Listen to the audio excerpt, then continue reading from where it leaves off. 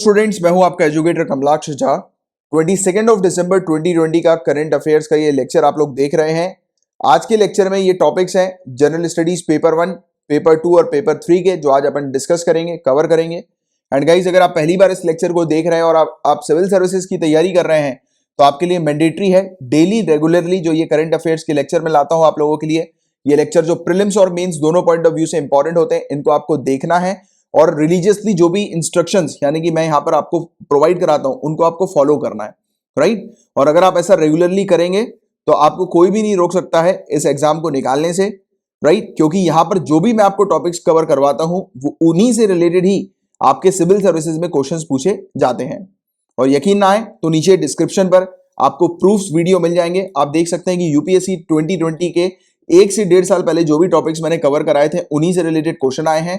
Plus अगर आप state civil services की तैयारी कर रहे हो तो भी कोई दिक्कत नहीं है, आप यूपीपीसीएस 2020 का प्रूफ देख सकते हैं, तो वहां पर भी आपको सेम चीज मिलेगी। जो भी टॉपिक्स मैंने कवर कराए थे उन्हीं से रिलेटेड क्वेश्चंस बने हैं, पूछे गए हैं, राइट। तो यहां पर ईमानदारी से आप पढ़ते रहिए रेगुलरली और कंसिस्टेंट रहकर, क्योंकि कंसिस्टेंसी ही है जो कि आप लोग को एग्जामिनेशन क्रैक करने में मदद करेगी और काफी हेल्पफुल रहेगी। और अगर आपको मंथली पीडीएफ पेड पैकेज चाहिए गाइस तो भी आप ज्वाइन कर सकते हैं। इसकी fees minimum 100 rupees per month की है। यहाँ पर आपको डेली लेक्चर्स की पीडीएफ मिलती है, हैंडआउट्स, नोट्स प्रोवाइड किए जाते हैं, वीकली कंपाइलेशन आपके रिवीजन के लिए आपको दिया जाता है। यहाँ पर आपको मंथली मैगजीन मिलती है और इतना ही नहीं, कॉम्प्लीमेंट्री बेसिस पर मैं आपको मिनिमम 150 क्वेश्चंस प्रोवाइड कराता हूँ जो सिविल सर्विसेज एग्जामिनेशन के पैटर्न पर होते हैं। और ये जो कॉम्प्लीमेंट्री बेसिस पर जो ये क्वेश्चन मैं आपको प्रोवाइड कर रहा हूँ गाइस, तो ये कॉम्प्लीमेंट्री जो है वो सिर्फ कुछ ही दिनों के लिए अब बची है। जनवरी 2021 से ये पेड हो जाएगी। तो जिनको भी स्टूडेंट को लाभ चाहिए इस कॉम्प्लीमेंट्री सर्विस का, आप चाहें तो एडवांस में नेक्स्ट ईयर की भी पेमेंट कर सकते हैं। और अगर आप ऐसा करेंगे, जितने भी महीनों की पेमेंट 31 दिसंबर 2020 से पहले, तो फिर आपको ये कॉम्प्लीमेंट्री का लाभ मिलेगा, वरना जनवरी 2021 से ये चार्जेबल होने वाली है, राइट। और इसका अगर आपको सैंपल देखना है तो नीचे डिस्क्रिप्शन पर सैंपल वीडियो बनाया हुआ है, आप क्वालिटी चेक कर सकते हैं कि किस प्रकार का मटेरियल मैं यहाँ पर आपको प्रोवाइड कराता हूँ, कैसे आपको मिलता है। तो पूरी चीज जो है वो आपको डिस्क्रिप्शन पे सैंपल पर मिल जाएगी। सैंपल वीडियो करके एक होगा, सैंपल करंट अफेयर्स वीडियो करके एक पूरा वीडियो बनाया हुआ है मैंने। इसके अलावा कैसे इसको ज्वाइन करना है तो उसकी जानकारी भी पूरी नीचे डिस्क्रिप्शन पर दी हुई है। और अगर आपको पेड पैकेज से रिलेटेड मुझसे कुछ पूछना है या करंट अफेयर से रिलेटेड कुछ पूछना है तो फेसबुक पर आप मुझे मैसेज करके पूछ सकते हो। कमलाक्ष झा मेरा नाम है, इसी नाम से मैं फेसबुक पर हूं। और अगर आप फेसबुक पर नहीं हो तो आप ये मेरे नाम को ऐड कर लो अपने फोन की लिस्ट में, 9713282838 ये मेरा नंबर है। और इस नंबर पर याद रहे फोन नहीं करना है, फोन अटेंड नहीं किए जाएंगे। आप एसएमएस के थ्रू या टेलीग्राम के थ्रू मैसेज करके मुझसे बात कर सकते हो। मैं विद इन 24 आवर्स आपकी क्वेरी का, आपकी क्वेश्चन का रिप्लाई कर दूंगा, राइट। और अभी तक आपने चैनल को सब्सक्राइब नहीं किया तो कर लीजिएगा और बेल आइकन पे भी जरूर हिट कीजिएगा। तो चलो आपका समय ना वेस्ट करते हो, फटाक से लेक्चर को शुरू कर। गाइस, क्रिसमस स्टार क्या होते हैं इनके बारे में अपन जानेंगे। तो देखिए, बहुत ही सिंपल सी चीज है। ये एक प्रकार का इवेंट है जब सैटर्न और जुपिटर, हमारे सोलार सिस्टम के जो दो बड़े प्लैनेट्स हैं सैटर्न और जुपिटर, जब ये एक दूसरे के करीब आ जाते हैं, पास में आ जाते हैं, तब उस इवेंट को क्रिसमस स्टार या फिर सैटर्न एंड जुपिटर का कंजक्शन या फिर ग्रेट कंजक्शन कहा जाता है। सिंपल सी चीज बस ये आपको याद रखनी है। क्रिसमस स्टार कब दिखाई देता है? जब सैटर्न और जुपिटर, सैटर्न प्लैनेट और जुपिटर, ये प्लैनेट के नाम याद रखना, जब ये करीब आ जाते हैं, तो जब ये करीब आते हैं तो जो ये इवेंट होता है तो उसको क्रिसमस स्टार कहा जाता है। सिर्फ इतनी सी चीज आपको याद रखनी है। अब थ्योरी में भी मैं आपको बता देता हूं। तो देखिए, लगभग 400 सालों के बाद सैटर्न और जुपिटर, दो बड़े प्लैनेट हमारे सोलार सिस्टम के, ये पास में आ गए थे, एक दूसरे के करीब आ गए थे। और इस एस्ट्रोनॉमिकल इवेंट को ग्रेट कंजक्शन या फिर जिसको क्रिसमस स्टार हम लोग कहते हैं, ये कहना शुरू कर दिया गया एस्ट्रोनॉमर्स के द्वारा। और ग्रेट कंजक्शन क्या है गाइस? तो देखो, ये यूनिक फिनोमेना नहीं है बिल्कुल भी सैटर्न और जुपिटर का। ये नाम जो है वो इसलिए दिया गया है क्योंकि देखो, ये एक्चुअली कंजक्शन का नाम तो किसी भी प्लैनेट को, एस्टेरॉइड को दिया जाता है जो आपस में एक दूसरे के करीब आ जाते हैं। जब भी कोई प्लैनेट आपस में एक दूसरे के करीब आता है तो उस इवेंट को कंजक्शन कहते हैं। या फिर कोई भी एस्टेरॉइड भी अगर एक दूसरे के करीब आ जाते हैं तो उसको कंजक्शन कहा जाता है। बट इसको ग्रेट कंजक्शन क्यों कहते हैं? तो वो इसलिए क्योंकि इन प्लैनेट्स का साइज काफी बड़ा है, राइट। ये दिखने में प्लैनेट्स काफी बड़े हम लोग को नजर आते हैं हमारे सोलार सिस्टम के अंदर, जुपिटर और सैटर्न की अगर अपन बात करें तो। इसलिए एस्ट्रोनॉमर्स ने ये ग्रेट वर्ड का उपयोग किया और इसलिए फिर ग्रेट कॉन्जक्शन हम लोग को देखने को मिला, राइट। और ग्रेट कॉन्जक्शन हर 20 सालों में एक बार हम लोग को दिखाई देता है। वो इसलिए क्योंकि ये दोनों प्लैनेट जो है वो सन के ऑर्बिट पे घूमते हैं और अलग अलग इनका ऑर्बिट होता है, राइट। अलग अलग इनकी जो है वो सन के चक्कर लगाने की स्पीड अलग अलग होती है, वेलोसिटी अलग अलग होती है। बट क्या होता है कि हर 20 साल में एक बार ऐसा समय आता है जब ये एक दूसरे के काफी नजदीक से होकर गुजरते हैं, राइट। तो इसी फिनोमेना को अपन क्रिसमस स्टार कहते हैं। क्रिसमस स्टार से बिल्कुल भी आप ये मत समझना कि किसी तारे की बात हो रही है या किसी मतलब स्काई में कोई दूसरी एक अलग प्रकार का तारा है उसकी बात हो रही है, ऐसा कुछ नहीं है। जब सैटर्न और जुपिटर करीब आते हैं तो इस इवेंट को क्रिसमस स्टार कहा जाता है। सिर्फ इतनी अंडरस्टैंडिंग आपको होनी चाहिए। इसी से रिलेटेड सिविल सर्विसेज में आपसे क्वेश्चन पूछे जाएंगे, ठीक है। यहां पर बात करेंगे coalition for disaster resilient infrastructure के बारे में। गाइज ये टॉपिक कई बार न्यूज में रिपीट हुआ है, तो इस टॉपिक के बारे में आपको जो अंडरस्टैंडिंग होनी चाहिए वो सिंपल सी अंडरस्टैंडिंग होनी चाहिए। इसके नाम को देखकर, इसका नाम क्या कहता है, डिजास्टर रेजिलिएंट इंफ्रास्ट्रक्चर का ये कोलिशन है। एक प्लेटफॉर्म है या फिर आप कह सकते हो एक प्रकार का ये फोरम है जिसमें बहुत सारे एक्सपर्ट्स मौजूद होते हैं, एकेडमिशियंस आपको देखने को मिल जाएंगे अलग अलग फील्ड के, राइट। और ये किसके ऊपर टारगेट करते हैं, ऐसा इंफ्रास्ट्रक्चर क्रिएट किया जाए जो कि डिजास्टर आने पर भी जिसकी तबाही ना हो। जैसे कि एग्जांपल के तौर पर कोई भी डिजास्टर ले लो आप, चाहे मैनमेड ले लो या नेचुरल डिजास्टर ले लो। चलो नेचुरल डिजास्टर की बात करते हैं, जैसे कि अर्थक्वेक आया। अर्थक्वेक अगर हाई रिचर स्केल का आता है तो उस दौरान काफी ज्यादा डैमेज हम लोग को देखने को मिलता है, राइट। और डैमेज जब होता है तब इकोनॉमिकली काफी ज्यादा खर्चा होता है, बिल्डिंग वगैरह सब कुछ, इंफ्रास्ट्रक्चर वगैरह सब कुछ टूट टाट जाता है, राइट। तो ऐसा इंफ्रास्ट्रक्चर बनाना है, तैयार करना है जो कि ये इस प्रकार के जो डिजास्टर्स होते हैं, चाहे नेचुरल हो या मैनमेड डिजास्टर हो, उसको वो झेल जाए। ऐसी बिल्डिंग बनानी है जो स्ट्रांग हो, मजबूत हो, राइट। अगर बाई चांस किसी भी प्रकार का डिस्ट्रक्शन होता है, वहां पर कुछ मतलब टूट टाट जाता है, वो इंफ्रास्ट्रक्चर पूरा खराब हो जाता है, तो काफी सस्ते रेट में वो दोबारा से खड़ा हो जाए, रिपेयर हो जाए। तो इस प्रकार की इंफ्रास्ट्रक्चर बनाने के ऊपर ये फोरम काम करता है, right. Coalition for disaster resilient infrastructure, simple सी चीज है, ये आपको बस ध्यान में रखनी है। अब इसकी थ्योरी पे ले चलता हूं। तो देखिए, इस पर्टिकुलर प्लेटफॉर्म को हमारे ऑनरेबल प्राइम मिनिस्टर के द्वारा सितंबर 2019 में लॉन्च किया गया था और ये यूनाइटेड नेशन सेक्रेटरी जनरल की क्लाइमेट एक्शन समिट थी न्यूयॉर्क, यूनाइटेड स्टेट्स के अंदर उस दौरान, तो वहीं पर ही लॉन्च किया गया था। ये प्लेटफॉर्म है जहां पर नॉलेज जो है वो जनरेट होते हैं और एक्सचेंज होते हैं, यानी कि यहां पर काफी सारे आपको एक्सपर्ट्स देखने को मिल जाएंगे, गवर्नमेंट्स आपको यहां पर देखने को मिल जाएंगे, अलग अलग कंट्री की, यूनाइटेड नेशन की एजेंसीज होंगी, यहां पर बैंक होंगे, राइट। प्राइवेट सेक्टर के काफी सारे आपको एकेडमिशियंस यहां पर मौजूद नजर आएंगे, एक्सपर्ट्स देखने को मिलेंगे। तो ये क्या करते हैं, आपस में अपनी नॉलेज को शेयर करते हैं और बातचीत करके एक नॉलेज भी जनरेट भी होती है, यानी कि अलग अलग लोग अपने अपने आइडियाज देते हैं, तो एक नॉलेज जनरेट होती है कि किस प्रकार का अपन इंफ्रास्ट्रक्चर क्रिएट करें जो कि डिजास्टर रेजिलिएंट हो, राइट। तो इस पर मेनली फोकस किया जाता है, डिजास्टर और क्लाइमेट रेजिलियंस इंफ्रास्ट्रक्चर के ऊपर, जो चीज मैंने भी आपको थोड़ी देर पहले समझाई थी। और ये एक मैकेनिज्म क्रिएट करना चाहते हैं जो कि कंट्रीज की हेल्प करें, जिससे कि कंट्रीज अपनी कैपेसिटीज और प्रैक्टिसेस को अपग्रेड कर सकें। यानी कि जिस कंट्री के अंदर, जैसे कोई डेवलपिंग कंट्री है, वहां पर जो अभी तक की ट्रेडिशनल प्रैक्टिस चलती आ रही है, राइट, और उस कंट्री के अंदर अगर मान के चलो कि काफी सारे डिजास्टर्स आ रहे हैं, तो उस कंट्री के अंदर हेल्प की जाएगी कि वो अपनी ट्रेडिशनल इंफ्रास्ट्रक्चर को सेटअप करने की प्रैक्टिस को छोड़े और डिजास्टर रेजिलियंस इंफ्रास्ट्रक्चर प्रैक्टिस अपनी शुरू करें, राइट। वहां पर अपनी कैपेसिटी बिल्डिंग करें और वहां पर अपनी इस प्रकार की प्रैक्टिसेस लेकर आए जिसकी चलते वहां पर कम से कम डिजास्टर के बाद नुकसान हो, राइट। और अगर नुकसान होता है तो उसको दोबारा से जल्दी रिकवर किया जा सके। तो इसके बारे में कंट्रीज वगैरह की हेल्प की जाती है वहां पे इंफ्रास्ट्रक्चर डेवलपमेंट के लिए, और टारगेट किया जाता है कि जिस प्रकार की उनकी इकोनॉमिक नीड है उसके अकॉर्डिंग जो है वो सेटअप जो है वो किया जाए इंफ्रास्ट्रक्चर का। तो इस पर मेनली फोकस होता है। तो सिर्फ इतनी जानकारी आप लोग को इस टॉपिक से रिलेटेड होनी चाहिए, coalition for disaster resilient infrastructure, right. ये वाला जो टॉपिक है थोड़ा सा यूनिक है और इस प्रकार के टॉपिक अक्सर प्रीलिम्स में पूछे जाते हैं। देखिए, आज के दौर में हम लोग किस पर काम करते हैं कि वुमेन एम्पावरमेंट पे काम करते हैं कि ज्यादा से ज्यादा महिलाएं जो है उनको जॉब्स मिले, राइट। और ना ही सिर्फ जॉब मिले, ज्यादा से ज्यादा महिलाएं जॉब्स के अंदर टॉप मोस्ट पोजीशन पर रहें, राइट। उनका शेयर जो है महिलाओं का टॉप मोस्ट पोजीशन पर हम लोग को देखने को मिलना चाहिए। तो इस पर ऑल ओवर द वर्ल्ड चर्चा होती है, राइट। वुमेन एम्पावरमेंट के ऊपर, वुमेन को जॉब मिलनी चाहिए, उनकी एम्प्लॉयमेंट के ऊपर, राइट। ये चीज हम लोग देखते हैं।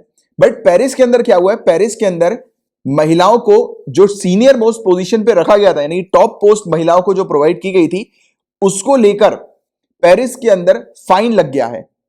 करीब 80 लाख से ज्यादा रुपए का फाइन लगा है। तो थोड़ी सी ये यूनिक सी खबर है, तो इसलिए पेरिस आप नाम याद रखिएगा कि पेरिस के अंदर जो सिटी अथॉरिटीज हैं उनके ऊपर 90,000 यूरोस का फाइन लगा है, लगभग 80 लाख रुपए से ज्यादा का फाइन लगा है। राइट, क्योंकि इन्होंने काफी सारी महिलाओं को टॉप लेवल पोजीशन पर अपॉइंट कर दिया था 2018 में, जो कि यहां के नेशनल रूल का उल्लंघन कर रहा है, जिसके तहत यह इंश्योर करना जरूरी होता है कि एम्प्लॉयमेंट में जेंडर पैरिटी रहे, यानी कि मेल्स और फीमेल जो है वो लगभग इक्वल रहे एम्प्लॉयमेंट के दौरान। राइट, तो इसको इंश्योर करता है यहां का नेशनल रूल, राष्ट्रीय नियम। तो इसका इन्होंने उल्लंघन कर दिया। तो ये देखो एक यूनिक सी चीज है, क्योंकि इन्होंने ज्यादा महिलाओं को अपॉइंट कर दिया था, और जब ज्यादा महिलाएं टॉप मोस्ट पोजीशन पर, सीनियर मोस्ट पोजीशन पर अपॉइंट हो गई थी, तो इनका नेशनल रूल का उल्लंघन हो रहा था। राइट, अब ये कौन सा इनका नेशनल रूल है, तो इस ये वाली चीज आप याद रखिएगा, सौवधित लॉ। कभी कभी ऐसे भी क्वेश्चन आ सकते हैं कि सौवधित लॉ जो है वो, या सौवधित कानून जो है वो किस पर्टिकुलर कंट्री का है। तो आपको ये थोड़ा सा ध्यान में रखना है। फ्रांस का ये कानून हम लोग को देखने को मिलता है, और पेरिस के अंदर ये कानून है स्पेशली। राइट, और 2018 में 11 महिलाएं हैं और 5 पुरुष, तो इनको अपॉइंट किया गया था पेरिस सिटी हॉल की लीडरशिप पोजीशन पर। और यहां पर क्या हुआ, 69% अपॉइंटमेंट महिलाओं के पास हम लोग को देखने को मिला था। और ये डिसीजन जो था वो टेक्निकली उल्लंघन था, जो कि 2013 में ये सौवधित कानून लाया गया था, जिसके तहत ये इंश्योर करना जरूरी था कि एम्प्लॉयमेंट के अंदर मिनिमम 40% हर जेंडर को जो है वो मिलना चाहिए। मतलब उनका जो शेयर जो होना चाहिए वो मिनिमम 40% होना चाहिए जेंडर का, मेल और फीमेल का। राइट, तो ये चीज यहां पर बताई गई थी। तो ये इंट्रोड्यूस किया गया था 2013 में, और 69% महिलाओं को जो टॉप मोस्ट पोजीशन पर अपॉइंट किया गया, यानी कि उनका जो शेयर है वो 69% है। तो इसको देखते हुए पेरिस सिटी अथॉरिटीज के ऊपर 90,000 यूरोस का फाइन लगा है। तो ये चीज आप थोड़ी सी ध्यान में रखना कि फ्रांस के अंदर इस प्रकार की चीज हम लोग को पेरिस में देखने को मिली है स्पेशली। राइट, अच्छा, और इसके अलावा यहाँ के मेयर भी हैं, पेरिस के मेयर एनी हाइडल्गो। तो इन्होंने कहा है कि क्योंकि यही इस प्रकार की चीज लेकर आए थे कि ज्यादा से ज्यादा महिलाओं को जो है वो टॉप मोस्ट पोजीशन पे एम्प्लॉयमेंट मिलनी चाहिए, तो इसी चीज को इन्होंने शुरू किया था। बट फाइनली इनके ऊपर जो है वो जब फाइन लग गया है, तब ये बोल रहे हैं कि ये जो इस प्रकार की जो हरकत हुई है, फाइन जो इनके ऊपर इंपोज किया गया है, वो अनफेयर है, इररिस्पांसिबल है और एब्सर्ड है, यानी कि अनुचित, गैर जिम्मेदार और बेतुका इन्होंने बताया है इस पर्टिकुलर फाइन को। तो बस ये बेसिक सा फैक्ट आपको प्रीलिम्स पॉइंट ऑफ व्यू से स्पेशली पता होना चाहिए। गाइस, अभी रिसेंटली इलाहाबाद हाई कोर्ट ने प्रोटेक्शन ग्रांट करी है एक व्यक्ति को, जो कि Uttar Pradesh anti conversion ordinance के तहत बुक किया गया था, यानी कि उसके ऊपर चार्ज लगाए गए थे। तो उनको प्रोटेक्शन दी है, और कहा है इलाहाबाद हाई कोर्ट ने कि सभी के पास इक्वल राइट्स हैं अपने धर्म को प्रैक्टिस करने के। तो everyone has equal rights to practice religion. तो ये वाली चीज अपने ऑर्डर में मेंशन करी है। बट यहां पर प्रीलिम्स पॉइंट ऑफ व्यू से आपको जो है वो 2-3 चीजें पता होनी चाहिए। तो उसके बारे में मैं आपसे क्वेश्चन पूछ रहा हूं, इसका आंसर आपको नीचे कमेंट बॉक्स पर लिखना है। सबसे पहली चीज तो राइट टू प्रैक्टिस रिलीजन हमारे इंडियन कॉन्स्टिट्यूशन के किस आर्टिकल के अंदर मेंशन है? तो उस आर्टिकल का नाम लिखकर बताइए नीचे कमेंट बॉक्स पर कि right to practice religion fundamental rights के किस आर्टिकल में आपको देखने को मिलते हैं। दूसरे क्वेश्चन मेरा आपसे यह है कि राइट टू प्राइवेसी क्या, इसके साथ अगर हम लोग इसको मिलाएं, अटैच करें राइट टू प्रैक्टिस रिलीजन के साथ, तो क्या राइट टू प्राइवेसी को किया जा सकता है? राइट, और अगर किया जा सकता है तो उसके बारे में 2-4 लाइन जो है वो आप लिखकर बताइएगा, और मेंस को ध्यान में रखते हुए लिखकर बताइएगा। यानी कि आपकी जो 2-4 लाइन जो होनी चाहिए वो मेंस पर्सपेक्टिव से होनी चाहिए। अब देखो मेंस का क्वेश्चन तो काफी बड़ा होता है, बट मैं आपको इन जनरल जो है वो पूछ रहा हूं कि आप 2-3 लाइन में उसको डिफाइन करके बताइएगा, ठीक है? क्योंकि 2-3 लाइन से ज्यादा की एक्सप्लेनेशन इसमें रिक्वायर्ड नहीं है, ठीक है? तो नीचे कमेंट बॉक्स पर जरूर लिखकर बताइएगा। तो ये था बस सिंपल सा एक टॉपिक जिसके बारे में आपको एक जानकारी होनी चाहिए। हालांकि मुझे एक क्वेश्चन पूछना था, तो दैट्स व्हाई ये टॉपिक मैंने यहाँ पर मेंशन किया, क्योंकि प्रीलिम्स पॉइंट ऑफ व्यू से ऐसे क्वेश्चन इंपॉर्टेंट होते हैं, क्योंकि ये सब चीजें न्यूज में चल रही है। राइट टू प्रैक्टिस रिलीजन, तो आपको पता होना चाहिए कि ये किस पर्टिकुलर फंडामेंटल राइट में हम लोग को देखने को मिलता है। यूनाइटेड किंगडम, यूनाइटेड स्टेट्स, ये टॉप 5 हायरर्स आईटी कॉन्ट्रैक्ट स्टाफ के हम लोग को देखने को मिल रहे हैं, यानी कि भारी मात्रा में ये IT information technology contract staff जो है वो हायर कर रहे हैं। राइट, क्योंकि देखो कोरोना वायरस के समय पर सभी चीज जो है वो आप लोग जानते हैं कि अब मतलब वर्क फ्रॉम होम टाइप की हो गई है, ऑनलाइन हो गई है। तो इस बीच जो आईटी सेक्टर की फील्ड से जो लोग बिलोंग करते हैं, जैसे कि जो वेबसाइट डेवलपर हो गए, जावा डेवलपर हो गए, और भी काफी सारी मतलब सॉफ्टवेयर डेवलपर वगैरह हो गए, तो इस प्रकार की आईटी फील्ड में जो लोग काम करते हैं, तो उनकी चांदी हो गई, क्योंकि उनके पास जॉब अपॉर्चुनिटी काफी ज्यादा आ गई है, क्योंकि हर जगह यही डिमांड है। क्योंकि काफी सारी कंपनीज जो है वो यही चाह रही हैं कि उनके पास जो है वो डेवलपर्स रहे और ऑनलाइन का काम करें। राइट, तो काफी ज्यादा डिमांड जो है वो एकदम से बढ़ गई है, और काफी सारी कंट्रीज जो है वो इंडिया की तरफ क्यों देखती हैं अगर बात करें हम लोग एम्प्लॉयज की? क्योंकि आप जानते हैं सिंपल सी चीज है, क्योंकि आपको पता है ऑलरेडी कि इंडिया के अंदर जो लोग बाग जो है उनका जो पे जो होता है, पे यानी कि जो सैलरी उनको मिलती है वो एज कंपेयर टू दूसरी कंट्री काफी कम है। तो कंपनीज को फायदा क्या होता है, एक तो इंडिया में बेस्ट काम जो है वो करवा लिया जाता है जो आईटी सेक्टर से जो लोग बिलोंग करते हैं उनसे, यानी कि आउटसोर्सिंग करवा के, और सैलरी भी उनको कम देनी पड़ती है, क्योंकि अपनी कंट्री के अंदर अगर वो सैलरी देंगे तो वहां पर उनको ज्यादा सैलरी पे करनी पड़ेगी, और ज्यादा सैलरी पे करनी पड़ रही है किसी प्राइवेट कंपनी को, तो उसके लिए एक प्रकार का लॉस है। अगर कंपेयर करें कि कहीं पर उसको कम सैलरी में वही सेम चीजें जो है वो मिल रही हैं, वही सेम सर्विस मिल रही है किसी पर्टिकुलर एम्प्लॉय से, तो फिर वो इंडिया की तरफ देखते हैं। और इंडिया के अंदर आप जानते हैं कि ऑलरेडी आईटी हब के तौर पर इंडिया हम लोग को देखने को मिलता है। हमारे बेंगलुरु जो शहर है आईटी हब है, हम लोग को देखने को मिलता है, राइट। इसको क्या बोलते हैं, बेंगलुरु को जैसे कि यूनाइटेड स्टेट्स के अंदर वो है, क्या बोलते हैं, सिलिकॉन वैली, तो इंडिया का ये सिलिकॉन वैली बेंगलुरु कहा जाता है, राइट। तो ये चीज भी एक जनरल फैक्ट इन्फॉर्मेशन आपको इस प्रकार कभी जीके टाइप का भी पता होना चाहिए। तो देखो अभी एक सर्वे हुआ था, सर्वे का टाइटल था global demand for Indian IT contractors. ये सर्वे की रिपोर्ट अभी रिलीज हुई है। इस सर्वे को कंडक्ट किया गया है contractor hiring platform tech finder के द्वारा, राइट। और इसमें 52,000 कॉन्ट्रैक्टर के रिस्पॉन्स शामिल हैं, जो कि जनवरी से लेकर दिसंबर के पीरियड के बीच के हैं, जिसमें बताया जा रहा है कि United kingdom, Ireland, Netherlands, United states और साउथ अफ्रीका, ये 5 कंट्रीज हम लोग को देखने को मिल रही हैं, जो कि टॉप पर है, टॉप 5 कंट्रीज हैं, जहां पर सबसे ज्यादा हाईली स्किल्ड इंडियन वर्कर्स हम लोग को देखने को मिलते हैं। यानी कि सबसे ज्यादा काम जो है वो इन कंट्रीज के अंदर जो कंपनीज मौजूद हैं वो इंडियन वर्कर्स को देती हैं। अब क्यों देती हैं तो उसका एक्सप्लेनेशन मैं ऑलरेडी आपको दे चुका हूं। और पेंडेमिक के समय पे हम लोग को देखने को मिला कि काफी सारे बिजनेस जो है वो ऑनलाइन जा चुके हैं, जो मैंने भी आपको समझाया, और वो अपने प्रोडक्ट्स और सर्विसेज जो है वो ऑनलाइन ऑफर कर रहे हैं। तो इसके लिए उनको चाहिए software engineers, Java developer, cyber security engineers, data scientist, web developer, UI UX designers. तो इस प्रकार कि उनको प्रोफेशनल चाहिए, एक्सपर्ट्स चाहिए, और इंडिया में वो अवेलेबल हैं ऑलरेडी, राइट। तो इसलिए वो डिमांड करते हैं कि इंडियन ही जो है वो उनको सर्विस प्रोवाइड कराएं। तो अपना काम जो है वो इंडिया में आउटसोर्स करते हैं। क्यों करते हैं? क्योंकि इंडिया के अंदर मौजूद जो व्यक्ति हैं वो कम सैलरी में एडजस्ट कर जाते हैं, बट दूसरी जगह पे जो है वो काफी हाई है, राइट। तो ये चीजें जिसके बारे में आपको एक बेसिक आइडिया हो। गाइज अगेन हम लोग को माइग्रेंट वर्कर्स का टॉपिक फिर से न्यूज में देखने को मिल गया है। अभी ये टॉपिक न्यूज में इसलिए आया क्योंकि स्टैंडिंग कमेटी होम अफेयर्स की जो है उन्होंने एक रिपोर्ट रिलीज करी है, management of covid pandemic and related issues. तो इस रिपोर्ट के अंदर बताया जा रहा है कि माइग्रेंट वर्कर्स का एक नेशनल डेटाबेस जो है वो क्रिएट करना जितनी जल्दी हो सके उतना जल्दी यथाशीघ्र जो है वो तैयार किया जाना चाहिए, ये रिकमेंड किया है इस रिपोर्ट ने, राइट। जैसे कि इंश्योर किया जा सके कि अगर बाय चांस दोबारा से कोविड-19 जैसा पेंडेमिक फिर से रिपीट होता है तो उस समय जो बेनिफिशियरीज हैं, स्पेशली जो माइग्रेंट वर्कर्स जो हम लोग को देखने को मिलते हैं, क्योंकि देखो माइग्रेंट वर्कर्स को सड़क पर चल चल के जो है वो अपने घर लौटना पड़ा, जाना पड़ा, तो इसके बारे में आप सभी जानते हैं, अवगत हैं। लोगों को काम नहीं मिल रहा था, लोगों के पास खाने के लिए तक पैसे नहीं थे, वो फिर अपने गांव में लौटना चाह रहे थे। गांव में लौटने के लिए कोई व्यवस्था नहीं थी उनके पास, गाड़ी वगैरह की सुविधा नहीं थी, जिससे बस वगैरह की सुविधा नहीं थी, ट्रांसपोर्टेशन की सुविधा नहीं थी जिससे कि वो अपने गाँव जा सकें। बड़ी प्रॉब्लम हो रही थी उनको, तो वो पैदल ही चल पड़े। काफी सारे लोगों की इवन दुखद बात है कि पैदल चलते चलते उनकी मौत तक हो गई रास्ते में, बहुत बुरी स्थिति थी। तो ऐसी बुरी स्थिति जो है वो दोबारा से रिपीट ना हो, इसके लिए डेटाबेस होना बहुत ज्यादा जरूरी है।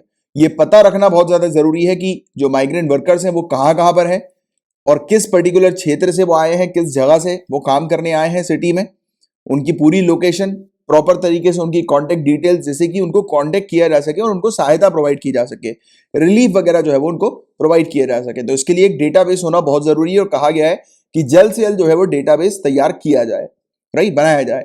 और डेटाबेस के अंदर प्रॉपर वही चीज मैंने आपको बताई, पूरी डिटेल्स होंगी कि किस स्टेट से वो बिलोंग करते हैं, किस स्टेट पे वो, यानी कि किस स्टेट पे वो काम कर रहे थे, किस स्टेट पे वो जा रहे हैं, राइट, उनके पास किस प्रकार की स्किल्स हैं और उनकी दूसरी कॉन्टेक्ट डिटेल्स, राइट। और डिजास्टर मैनेजमेंट एक्ट 2005 और एपिडेमिक डिजीजेस एक्ट 1897, ये दो ही सिर्फ कानून है पेंडेमिक के समय पर सुविधा वगैरह प्रोवाइड कराने के लिए, लड़ने के लिए। बट ये बताया जा रहा है कि ये दो कानून ही सिर्फ सफिशिएंट नहीं है, ये इनसफिशिएंट है, राइट, पर अपर्याप्त है। और एपिडेमिक डिजीजेस एक्ट 1897 को दोबारा से रिव्यू करने की आवश्यकता जताई गई इस रिपोर्ट की रिकमेंडेशन के आधार पर। और कहा गया कि ये कानून जो है वो काफी ज्यादा पुराना है, आउटडेटेड है। ये कॉलोनियल एरा का, ब्रिटिश एरा का ये कानून है जिस समय ब्रिटिशर्स थे, राइट, क्योंकि 1897 का कानून है। और इवन स्पेनिश फ्लू 1918 में आया था, उससे बहुत ज्यादा पहले का ये कानून है। तो इसको चेंज करने की आवश्यकता है, इसको मॉडिफाई करने की आवश्यकता है और बेटर बनाने की आवश्यकता है, जिससे कि जो करंट सिचुएशन के अकॉर्डिंग और करंट जो हम लोग को स्थिति देखने को मिलती है तो उसके अकॉर्डिंग ये कानून जो है वो हेल्पफुल हो सके, राइट। इसके अलावा डेटाबेस की क्यों आवश्यकता होती है गाइस? देखो, अगर लॉकडाउन वगैरह एक्सटेंड होता है तो उस दौरान ऑब्वियसली बात है डेटाबेस अगर होगा तो अथॉरिटीज जो है उनको पता लग जाएगी कहाँ पर किस किस जगह पर माइग्रेंट वर्कर्स ठहरे हुए हैं, जिससे कि उन तक खाने पीने की सुविधा जो है वो पहुंचाई जा सके, या फिर उनको अगर ट्रांसपोर्टेशन की फैसिलिटी प्रोवाइड करानी है, जैसे कि उनको अपने अपने घर भिजवाना है, तो उस बीच जो है वो उनसे कांटेक्ट किया जा सके, उनको बताया जा सके। क्योंकि हम लोग को देखने को मिला था ना कि मुंबई की भी बात करें हम लोग, दिल्ली की भी बात करें हम लोग, वेरियस प्लेसेस की बात करें इंडिया में, तो वहां पर एकदम से जो है वो माइग्रेंट वर्कर्स जो है वो इकट्ठा भी हो गए थे, तो पूरी सोशल डिस्टेंसिंग की धज्जियां उड़ गई थी। आप जानते ही उसके बारे में, बहुत बुरी स्थिति हुई थी। और इवन वो उनको किसी ने जो है वो रूमर फैला दिया था कि यहाँ से बस जो है वो निकलने वाली है, आप लोगों के लिए सरकार ने बस की फैसिलिटी जो है वो सुविधा जो है वो अवेलेबल करा रखी है, आप यहाँ पर इकट्ठे हो जाओ। भारी मात्रा में लोग बाग वहां पर इकट्ठे हो गए थे और बहुत बुरी स्थिति हो गई थी। तो ऐसी स्थिति ना हो, डायरेक्ट अथॉरिटी जो है वो कांटेक्ट करें पर्सनली, सभी माइग्रेंट वर्कर्स को जो है वो कांटेक्ट कर पाए, कोऑर्डिनेट कर पाए, जिसके चलते उनको कोई परेशानी ना झेलनी पड़े और उनको हर तरीके की सुविधा जो है वो मिल सके, जिससे कि या वो अपने घर जाना चाह रहे हैं तो घर जा सकें, या फिर उनको खाने पीने की व्यवस्था मिल सके, राइट, सरकार के थ्रू। तो ये वाली चीज है। और कॉम्प्रिहेंसिव नेशनल डेटाबेस के एब्सेंस पे ये काफी डिफिकल्ट हो जाता है इस प्रकार के रिलीफ मेजर को एक्सटेंड करना, क्योंकि अथॉरिटी के पास ही पूरी डिटेल नहीं होगी। जैसे आप कल को आईएएस बन जाओगे तो आपके पास जिसको भी आपको सुविधा प्रोवाइड करानी, जो भी आपके बेनिफिशियरी होंगे, यानी कि जिसको आपको रिलीफ मेजर प्रोवाइड कराना है, तो आप तभी प्रोवाइड करा पाओगे ना जब आपके पास प्रॉपर डेटाबेस होगा कि कहाँ कहाँ पर किस किस जगह पर लोग बाग जो है वो ठहरे हुए हैं, रह रहे हैं, तो उनकी लोकेशन के बारे में आपको पता होगा, उनकी कॉन्टेक्ट डिटेल्स आपको पता होगी, तब जाकर आप एग्जैक्टली बेनिफिशियरी को सहायता प्रोवाइड करा सकते हो, हेल्प जो है वो उन तक एक्सटेंड कर सकते हो, है ना। तो ये वाली चीज है, तो इसके बारे में आपको एक जानकारी होनी चाहिए। तो ये था पूरा ओवरऑल टॉपिक इससे related. Guys, honourable supreme court ने सरकार को फटकारा है, क्योंकि आज की डेट में कोरोना वायरस के जो हम लोग को देखने को मिल रहा है कि जो ट्रीटमेंट है, इलाज वगैरह जो है हॉस्पिटल्स में, उसके रेट जो है, प्राइसेस जो है वो काफी ज्यादा बढ़ते जा रहे हैं। आम जनता जो है वो कोरोना वायरस का इलाज कराने में असमर्थ हो रही है। तो इसको देखते हुए ऑनरेबल सुप्रीम कोर्ट ने फटकारा है सरकार को और कहा है कि कुछ ऐसे एक्शंस जो है वो लिए जाएं जिसके चलते इलाज जो है वो अफोर्डेबल हो सके, कि लोग बाग जो है वो इलाज करा सकें इस कोरोना वायरस के पीरियड में, राइट। तो इसी पर अपन थोड़ी सी बात करेंगे इस आर्टिकल के ऊपर, और भी कुछ चीजें जो है वो डिस्कस हुई हैं, ऑनरेबल सुप्रीम कोर्ट के द्वारा कही गई हैं, तो उस पर अपन देखने वाले हैं। तो देखिए, ऑनरेबल सुप्रीम कोर्ट ने एक ऑर्डर पास किया है कोविड-19 केयर को लेकर। ये ऑर्डर हम लोग को देखने को मिल रहा है कि जो सरकार जो कोविड-19 केयर पर काम कर रही है, ट्रीटमेंट वगैरह प्रोवाइड कराने पर काम कर रही है, लोगों की सहायता करने पर काम कर रही है, तो उस पर एक ऑर्डर पास किया है, राइट। तो बताया जा रहा है कि हमारे जो मेडिकल वर्कर्स हैं, नर्सेज हैं, इवन डॉक्टर्स वगैरह जो हैं, उनकी हेल्थ काफी खराब हो रही है, क्योंकि वो कंटिन्यूअसली काम कर रहे हैं, उनको आराम नहीं मिल पा रहा। तो उसके लिए भी कुछ मेजर्स, एक्शन जो है वो लिए जाए सरकार के द्वारा। तो इस चीज के बारे में भी यहां पर कहा गया है। सरकार को आवश्यकता है हस्तक्षेप करने की, क्योंकि मेडिकल केयर जो हो रहा है पेंडेमिक के समय पर, वो बहुत ही ज्यादा कॉस्टली हो रहा है। ऑर्डिनरी पीपल जो है, मतलब आम जनता जो है वो अफोर्ड नहीं कर पा रही है इस प्रकार के इलाज को। और राइट टू हेल्थ आर्टिकल 21 के अंदर हम लोग को देखने को मिलती है। तो ये चीज भी याद रखिएगा, प्रीलिम्स में आ सकती है। तो इसमें अफोर्डेबल ट्रीटमेंट भी इंक्लूडेड है, ये भी आपको याद रखना है कि सस्ते उपचार भी इसमें इंक्लूडेड है, शामिल है, राइट। कि कोई भी कारण होता है कि ट्रीटमेंट क्यों जो है वो कॉस्टलियर होता जा रहा है, क्यों महंगा होता जा रहा है, वो फर्क नहीं पड़ता। मेन चीज ये सरकार की रिस्पॉन्सिबिलिटी है, ड्यूटी है कि सरकार सभी सिटीजन को अफोर्डेबल रेट, और स्पेशली जो बिलो पॉवर्टी लाइन के जो सिटीजन है और जो अफोर्ड नहीं कर सकते, इकोनॉमिक वीकर सेक्शन के जो सिटीजन हैं, तो उनके लिए अफोर्डेबल ट्रीटमेंट अरेंज कराए। भले ही कोई भी कंडीशन हो, किसी भी प्रकार की, कि कोई भी वजह हो जिसके कारण से ट्रीटमेंट का कॉस्ट जो है वो हाई हो रहा है, वो मैटर नहीं करेगा। सरकार की ये रिस्पॉन्सिबिलिटी है, ड्यूटी है कि सरकार सिटीजन को अफोर्डेबल रेट में ट्रीटमेंट जो है वो प्रोवाइड कराने पर काम करे, राइट। और इवन अगर एक व्यक्ति, ये चीज ऑनरेबल सुप्रीम कोर्ट ने मेंशन करी कि एक व्यक्ति अगर कोरोना वायरस से बच भी जाते हैं, यानी कि मरने से बच जाते हैं, तो उनकी फाइनेंशियल और इकोनॉमिक कंडीशन इलाज कराने में काफी खराब हो जाती है। और ये बात कई हद तक गाइस सच भी है कि किसी पर्टिकुलर फैमिली में अगर किसी को कोई डेडली डिजीज हो जाती है, प्रॉब्लम हो जाती है, तो उसकी फैमिली में जो मेन, जो उनकी मेजर जो फैमिली इनकम होती है, ज्यादा है, बड़ा जो शेयर होता है उनकी फैमिली इनकम का, वो इलाज को सही करने में ही निकल जाता है, चला जाता है। तो ये एक बड़ी स्थिति जो है वो हमारी यहाँ खराब है। तो आप हेल्थ से रिलेटेड अगर कोई टॉपिक आता है तो ये चीज भी जरूर मेंशन कीजिएगा। राइट। आगे की बात करें सरकार को क्या करना चाहिए, तो सरकार की ये ड्यूटी है कि वो इंश्योर करे affordable medical treatment corona virus patient के लिए, राइट, कि कोरोना वायरस पेशेंट को सस्ते में मेडिकल ट्रीटमेंट मिले, ये सरकार की ड्यूटी है कि सरकार को इसको इंश्योर करना चाहिए।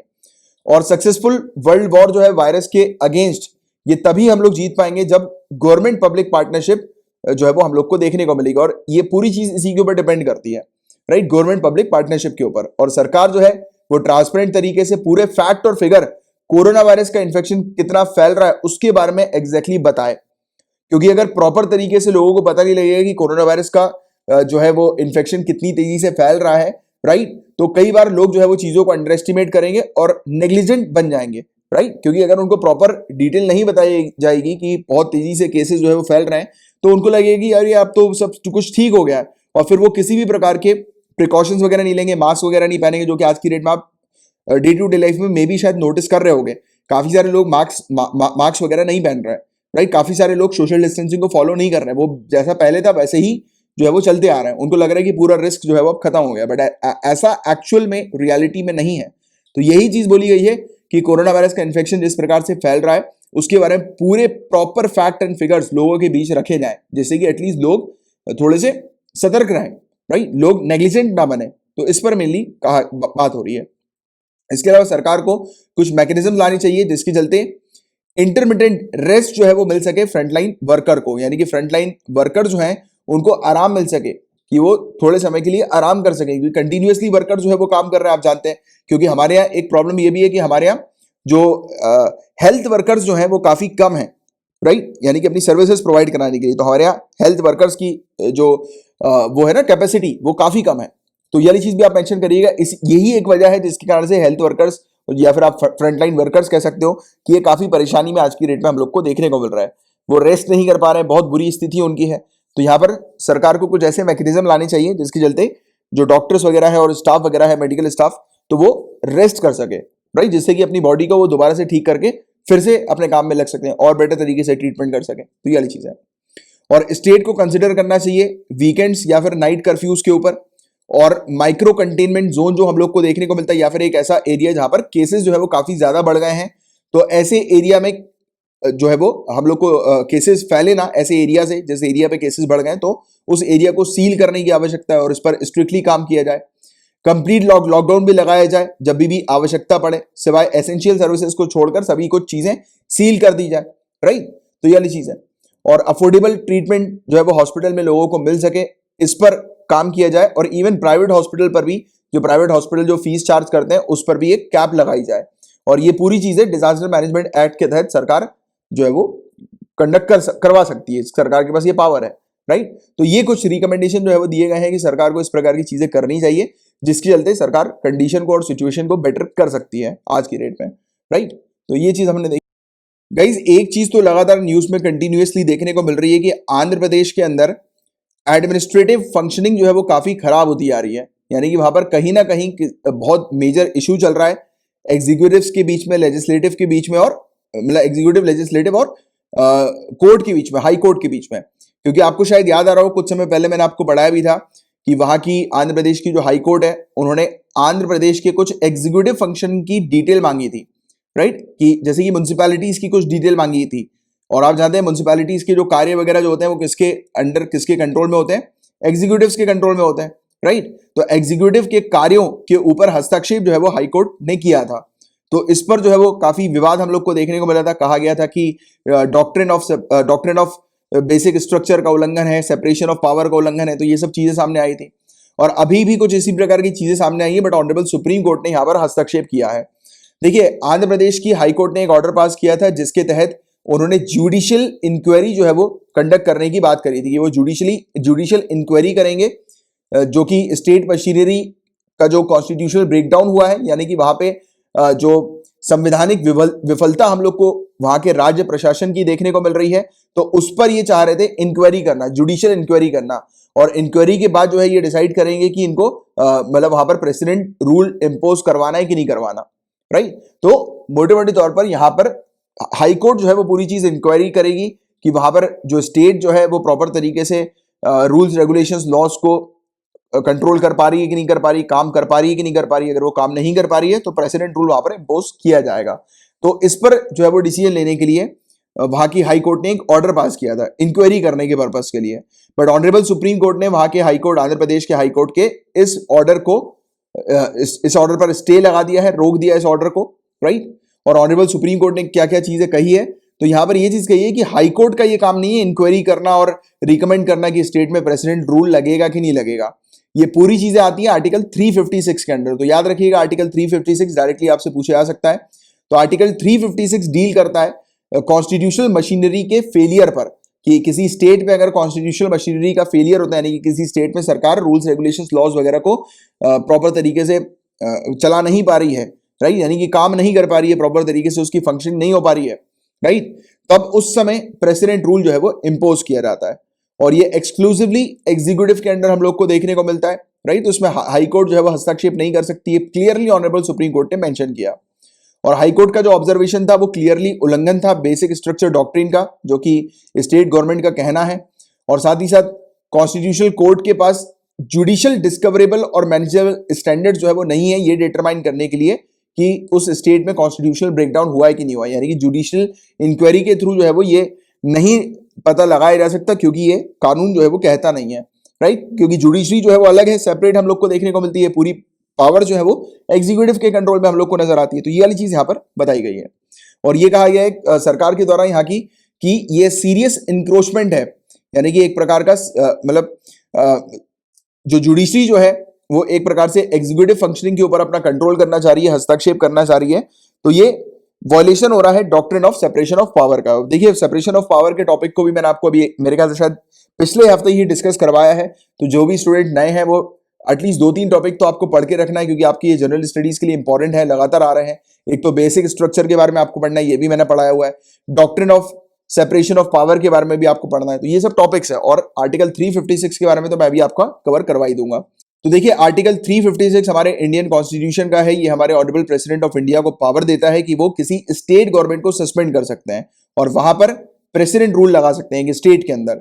अब किसी स्टेट में जब प्रेसिडेंट रूल लगता है तब वहां पर कोई भी काउंसिल ऑफ मिनिस्टर्स नहीं होते। वहां की विधानसभा जो होती है वो या तो मतलब पूरी तरह से डिसॉल्व हो जाती है, या डिसॉल्व या प्रोरोग जिसको अपन कहते हैं, वो सेम ही चीज होती है, भंग हो जाना यानी कि, राइट। तो वो डिसॉल्व हो जाती है, वहां की जो विधानसभा वगैरह है, असेंबली वगैरह जो है वो डिसॉल्व हो जाती है और वहां पर कोई भी काउंसिल ऑफ मिनिस्टर्स नहीं होते हैं। वहां पर पूरा कार्य जो होता है वो किसके कंट्रोल में चला जाता है, तो यूनियन गवर्नमेंट वहां पर डायरेक्ट कंट्रोल करती है। और गवर्नर जो होते हैं वो हेड की तरह काम करते हैं वहां पर, यानी कि गवर्नर के थ्रू पूरी प्रोसीडिंग्स वगैरह वहां पर होती है उस राज्य के अंदर। और ऑनरेबल प्रेसिडेंट ऑफ इंडिया जो होते हैं, जो कि हेड ऑफ स्टेट होते हैं, उनको ये गवर्नर रिप्रेजेंट करते हैं, तो उनके बिहाफ में ये गवर्नर काम करते हैं। बट एक्चुअली यूनियन गवर्नमेंट के बिहाफ में गवर्नर को काम करना होता है, राइट। तो ये वाली चीज है, यानी कि अगर हम लोग बात करें टेक्निकली कि पूरी तरीके से प्रेसिडेंट रूल में कौन कंट्रोल करती है स्टेट के अंदर, यूनियन गवर्नमेंट, ये चीज आपको याद रखना है। इसलिए यहां पर लिखा हुआ है कि डायरेक्ट कंट्रोल जो है वो यूनियन गवर्नमेंट का, सेंट्रल गवर्नमेंट का यहां पर हो जाता है। जिस भी राज्य में अनुच्छेद 356 हम लोग को देखने को मिलता है, प्रेसिडेंट रूल हम लोग को देखने को मिलता है। और एक चीज आप याद रखिएगा, ये ऑनरेबल प्रेसिडेंट है जो कि जब भी वो उनको कभी लगता है कि किसी राज्य के अंदर सिचुएशन काफी खराब हो गई है, वहां पर जो सरकार है वो प्रॉपर तरीके से चीजों को कंट्रोल नहीं कर पा रही है, proper rules regulations loss policy जो है वो चला नहीं पा रही है, राइट, प्रॉपर कार्य नहीं कर पा रही है, वहां पर एडमिनिस्ट्रेटिव फंक्शनिंग का फेलियर हो गया है, राइट, कॉन्स्टिट्यूशनल मशीनरी का फेलियर हो गया। तो उन सब चीजों को देखने के बाद अगर ऑनरेबल प्रेसिडेंट अगर सेटिस्फाई हो जाते हैं तो फिर वो वहां पर प्रेसिडेंट रूल इंपोज कर देते हैं, ठीक है। तो ये चीज आप लोग को पता होनी चाहिए। और प्रेसिडेंट रूल के इंपोजिशन के लिए, यानी कि जब भी प्रेसिडेंट रूल कहीं पर लागू होता है तो उसके लिए बहुत जरूरी है कि दोनों पार्लियामेंट के हाउसेस जो हैं उनकी मंजूरी की आवश्यकता है। तो बिना दोनों हाउसेस जो है पार्लियामेंट के, लोकसभा और राज्यसभा, उनकी मंजूरी के बिना प्रेसिडेंट रूल जो है वो नहीं लागू हो सकता किसी राज्य में।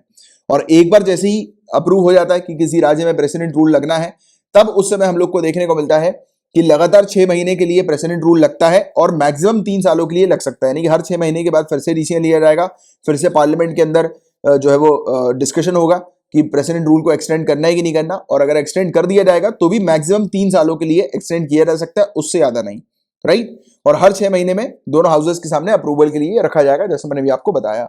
अच्छा, इसको रद्द करने की अगर हम लोग बात करें कि इसको रिवोक करना है, हटाना है प्रेसिडेंट रूल, तो प्रेसिडेंट रूल हटाने के लिए सिंपली ऑनरेबल प्रेसिडेंट बिना पार्लियामेंट की इजाजत के किसी भी समय, या अप्रूवल के किसी भी समय इसको हटा सकते हैं जब उनको लगता है कि हाँ सिचुएशन कंट्रोल हो गई है, ठीक ठाक हो गई है, अब इश्यूज नहीं आएंगे, प्रॉपर तरीके से एडमिनिस्ट्रेटिव फंक्शनिंग कार्य करेगी, कॉन्स्टिट्यूशनल मशीनरी कार्य करेगी, फंक्शन करेगी प्रॉपर तरीके से। जब उनको ऐसा लगता है, वो इंश्योर हो जाते हैं, तो वो खुद ब खुद जो है वो हटा देते हैं। इनको हटाने के लिए अलग से पार्लियामेंट्री अप्रूवल की आवश्यकता नहीं होती। जैसे कि इंपोज करने के लिए, लगाने के लिए पार्लियामेंट्री अप्रूवल की आवश्यकता है, और हर 6 महीने में पार्लियामेंट्री अप्रूवल की आवश्यकता है, दोनों हाउसेस के अप्रूवल की आवश्यकता है। बट हटाने के लिए सिर्फ ऑनरेबल प्रेसिडेंट हटा सकता है। तो ये भी एक इंपॉर्टेंट फैक्ट है जो कि प्रीलिम्स में स्टेटमेंट वाइज आपसे पूछा जाता है, राइट। तो ये था पूरा ओवरऑल टॉपिक।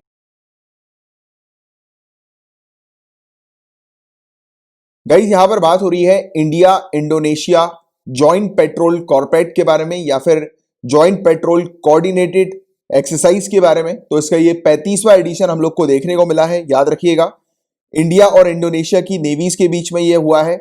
इस एक्सरसाइज का मेन मकसद ये होता है कि इस क्षेत्र पर, इंडिया और इंडोनेशिया के क्षेत्र पर सेफ्टी और सिक्योरिटी मेंटेन रहे, स्पेशली वहां पर आने जाने वाली जो शिपिंग और इंटरनेशनल ट्रेड जो होता है, यानी कि जो शिप्स वगैरह जो होती हैं वो सिक्योर्ड रहे, राइट। तो इस पर ये मेनली फोकस करते हैं इस एक्सरसाइज के थ्रू, जॉइंट पेट्रोलिंग के थ्रू, राइट। तो ये चीज बस आपको पता होनी चाहिए। अभी इसका 35वां एडिशन हम लोग को देखने को मिला है।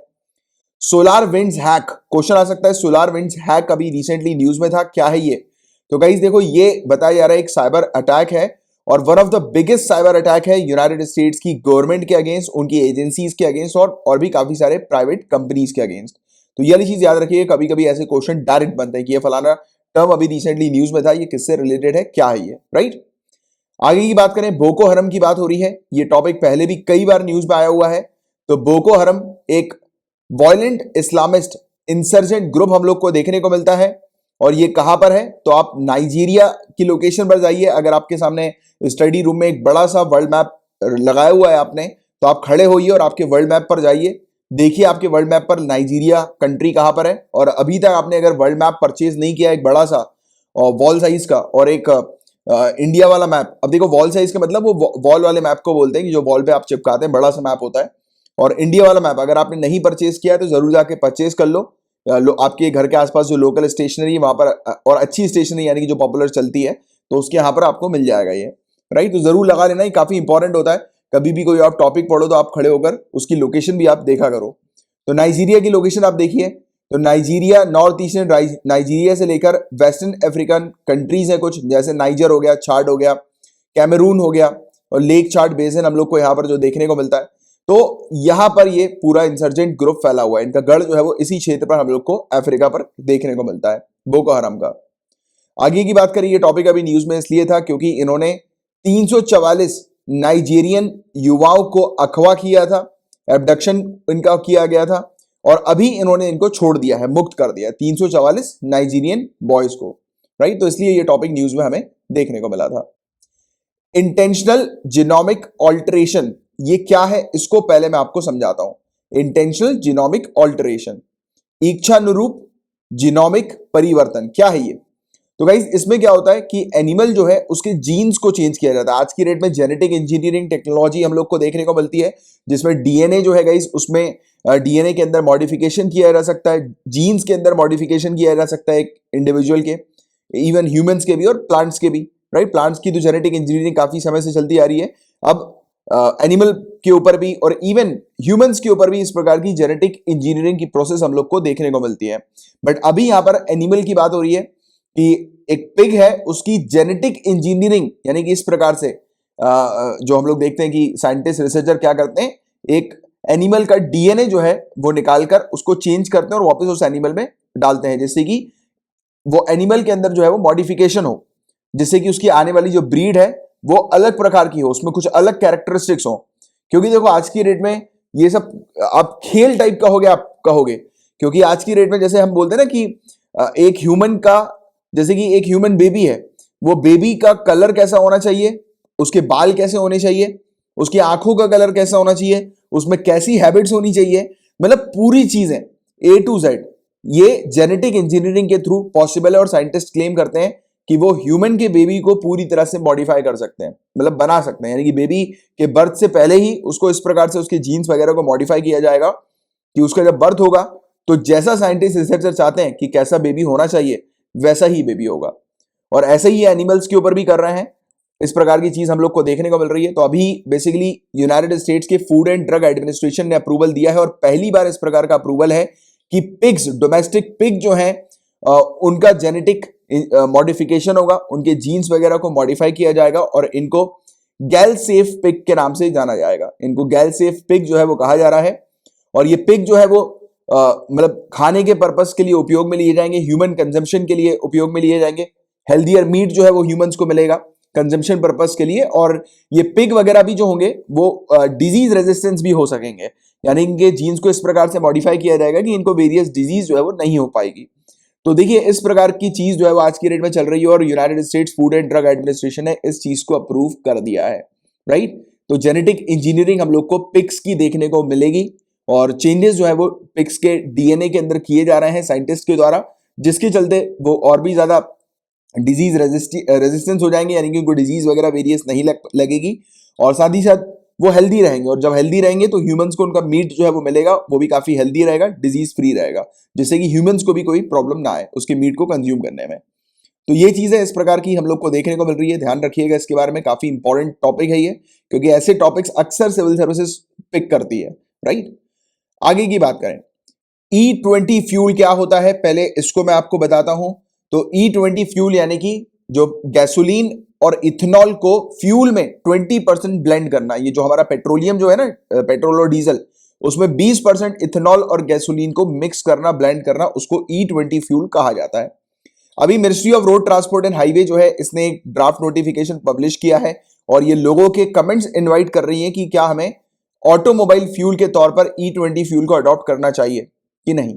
तो इस पर जो है वो लोगों के कमेंट्स जो है वो मांगे गए हैं और सरकार जो है वो काफी डिटेल में विचार कर रही है E20 फ्यूल को इंट्रोड्यूस करने के लिए, क्योंकि E20 फ्यूल के फायदे हम लोग को क्या देखने को मिलेंगे, जो गाड़ियों में से जो पोल्यूशन जो रिलीज होता है, वेरियस जो टॉक्सिक गैसेस रिलीज होती हैं, जैसे कार्बन डाइऑक्साइड का एमिशन हो गया, हाइड्रोकार्बन हो गया, मोनोऑक्साइड हो गया, तो ऐसी जो हम लोग को टॉक्सिक जो पोल्यूटेंट्स निकलते हैं गाड़ियों से, गाड़ियों के इंजन से, जो कि एनवायरमेंट को पोल्यूट करते हैं, उसके कारण वेरियस रेस्पिरेटरी डिसऑर्डर लोगों के बीच में होता है।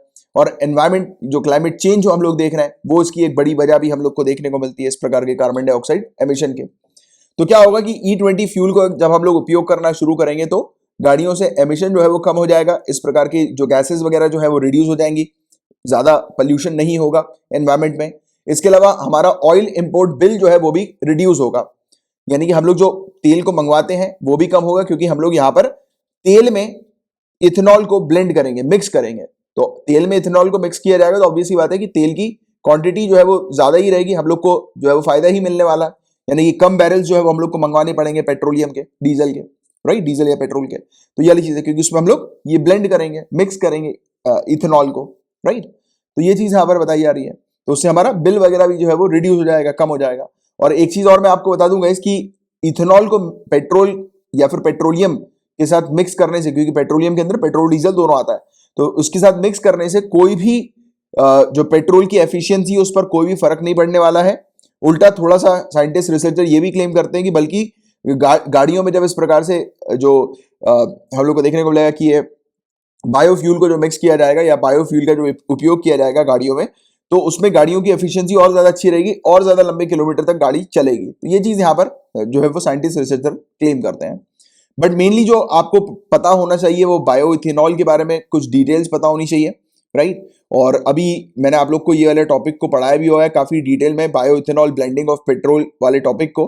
तो मैं चाहूंगा कि आप इस लेक्चर को देखें, क्योंकि इस लेक्चर को जब आप देखेंगे तब बायो इथेनॉल से रिलेटेड आपको पूरी चीज कवर होगी, क्लियर होगी। बाकी इस लेक्चर में मैंने आपको बताया हुआ है कि 13 अगस्त को भी मैंने एक टॉपिक आपको पढ़ाया था, I think world biofuel day वाले टॉपिक को अपन ने डिस्कस किया था, तो उसमें इथेनॉल के बारे में और भी काफी सारे वेरियस फैक्ट्स इथेनॉल से रिलेटेड मैंने कवर कराए हुए हैं। तो सिंपली आप इस वीडियो पर जाइए और इस वीडियो पर जाकर आप पूरी डिटेल ले लीजिए। आप अगर इस वीडियो पर जाकर पूरी चीज पढ़ लेते हैं तो बायो इथेनॉल का एक मेन और इंपॉर्टेंट टॉपिक है वो आप फिनिश कर लेंगे, क्योंकि आपके सिविल सर्विसेज जीएस पेपर 3 में ये टॉपिक है जिसको आपको जनरल स्टडीज में पढ़ना ही पढ़ना है।